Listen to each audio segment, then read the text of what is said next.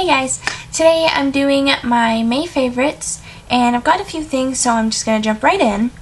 And first is the Garnier Moisture Rescue Refreshing Gel Cream for normal to combo skin. I actually have pretty dry skin, but usually the moisturizers that I tend to use for dry skin just feel too heavy for my skin.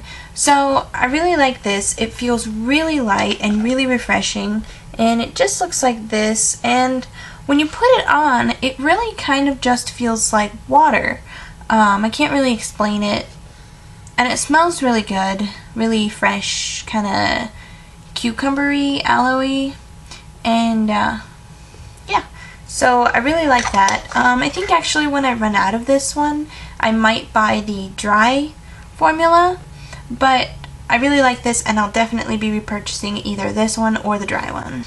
Next is the Healthy Sexy Hair Soy Renewal Argan Oil Nourishing Styling Treatment, and it just looks like this. And I got it in my Ipsy bag for April, I think it was. And I really like it, especially because it has the pop top, which is easy to use. It makes my hair feel great. It makes it look great. I just put this just a tiny amount on the palm of my hand with another styling treatment and rub together, and then rub it through my hair.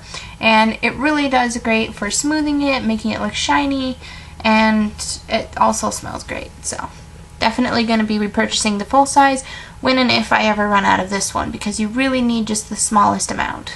Next I have two foundations. This one is the Neutrogena Healthy Skin Liquid Makeup, and it has SPF 20, and I am in the shade Classic Ivory. And for my dry skin, this does wonders for it. I don't know if it's the SPF or what else, but it gives it just a little bit extra moisture, but it just doesn't dry out my skin. It doesn't leave any patches of, cakey patches or any of that stuff that some foundations tend to leave on dry skin. But I really like this one. It gives a slightly dewy finish, but if you use a mattifying powder like I do, that's really not a big deal. So I love that one. And then it's the CoverGirl Outlast Stay Fabulous 3-in-1 Foundation. This one also has SPF 20, and it's also in Classic Ivory. And I really love this one because it's more of a fuller coverage than this one. This one has pretty good coverage, but this one has even more. And I love the finish of it, and just the way it feels on my skin, the way it's a really great foundation. It's hard for me to explain it, but I definitely suggest you pick this one up. Next is the powder I use with any foundation that I use. I always set it with a powder in my T-zone area, and it is the Rimmel Stay Matte, and I've definitely put a dent in it. And I really love this powder. It's really great for just setting the foundation and making it last a lot longer. And for the mattifying qualities, I don't really get too shiny. I really can't say whether that's really great or not. I tend to get a little bit oily on my forehead, but that's about it, and this takes care of that. Next is a couple of brushes. First is the e.l.f. blush brush. It's pretty small, and I use it just right under my eyes. And it's pointed, which makes it really easy to just get right in there to the corner and, pat or drag it across, whatever you like to do to set it. But I really like this to get into that small area, and you could even use it around your nose or wherever else, but that's where under the eyes is where I like to use this. Next is the Sigma E25 blending brush, and I'm pretty sure most people have this brush or a brush like it, but I've really been enjoying it lately. I got it a couple of months ago, and I wasn't really sure how I felt about it at first, but I've been really enjoying it. I just use like a light medium brown in the crease with this, and it really does a great job of just making the eye look more defined. Last is the e.l.f. Small angled brush, and it's just an angled brush, but I've been using it for my eyebrows with my e.l.f. eyebrow kit in medium, and I really like it for that. It's cheap, it's easy, and it does a better job than the one that comes in the kit. Next, for eyeshadows, I have the Maybelline Color Tattoo in Bad to the Bronze. It just looks like this. It's a cream shadow. When I first got this about almost a year ago, I wasn't really sure how I felt about it because I really didn't use it that much.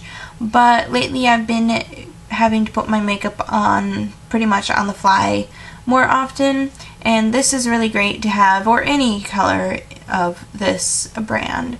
It stays on my lid all day, it doesn't crease, it doesn't budge, it doesn't smudge, any of that stuff. It's really great formula, and I like the color Bad to the Bronze. I just use my ring finger and just pat it all the way across my eyelid, and it just gives me a little bit of something extra, and then I can just throw on some mascara or liner if I have the time and be done with it. Next for eyeshadow is the Urban Decay Meriposa palette. I've really been enjoying the colors in here, but especially the color Skimp. It's just kind of a champagne-y, kind of pale nude color with a little bit of a shimmer in it, which I really like. I either use it for a highlight of the, on the inner corner or the brow bone, or I sometimes just use it all across the lid and define the crease a little bit with a darker brown and for a little bit more of a natural color. But I've been loving that this month. Last is a lip product. It is the Maybelline Color Whisper in Made It Mauve. It just looks like this. There's a little swatch for you. I have it on my lips right now too. I really love the formula of the Color Whisper. This is the only one that I have currently, but I really like it. It's a little bit thinner than the Revlon lip butters, which I actually really like, and the colors are great. As you can see, it's got quite a bit of pigmentation, and they have a really big color range, so I'll definitely be picking up more of these. So that's it. I hope you enjoyed. Thank you for watching. Please leave a comment, subscribe, rate. It'd really make me happy if you did, and I'll talk to you later. Bye.